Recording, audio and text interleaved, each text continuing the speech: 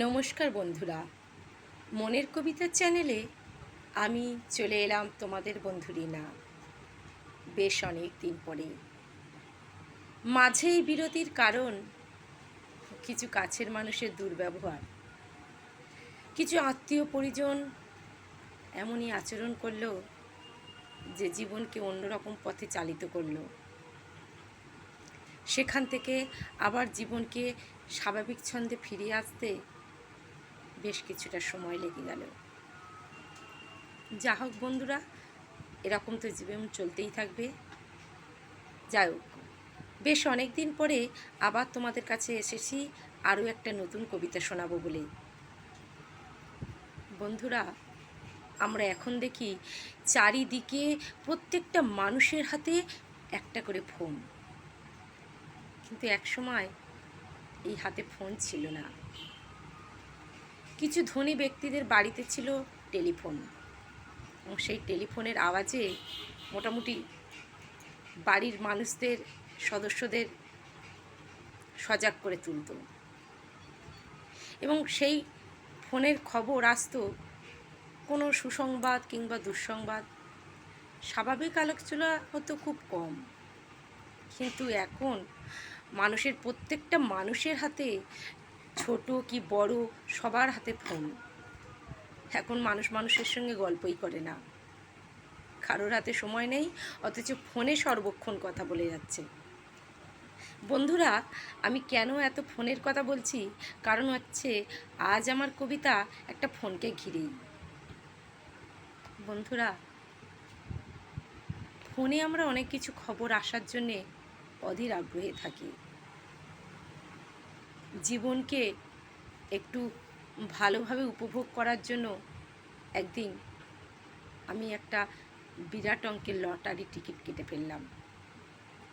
প্রতিদিনই ভাবি যে ফোনে হয়তো সেই সুখবরটা পাবো, যে আমার ভাগ্যের দরজা হয়তো খুলে গেছে, কিন্তু ফোনের আওয়াজ হয় কিন্তু খবর আর আসে না।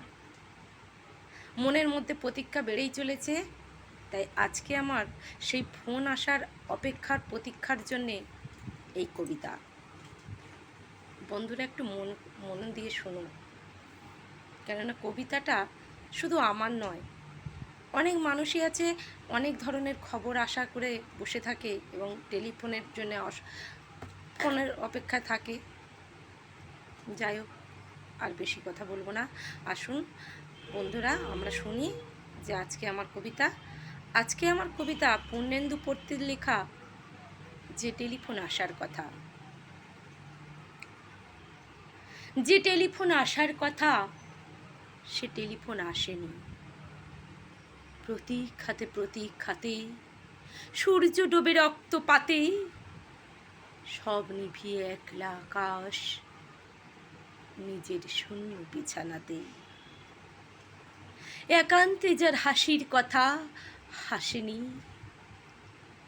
যে টেলিফোন আসার কথা আসেনি। অপেক্ষমান বুকের ভিতর কাঁসর ঘণ্টা শাঁখের উলু, 100 বনের বাতাস এসে একটা গাছে হুলস্থুলু। আজ বুঝি তার ইচ্ছে আছে ডাকবে আলিঙ্গনের কাছে, দিঘির পারে হারিয়ে যেতে সাঁতার জলের মত্ত নাচে।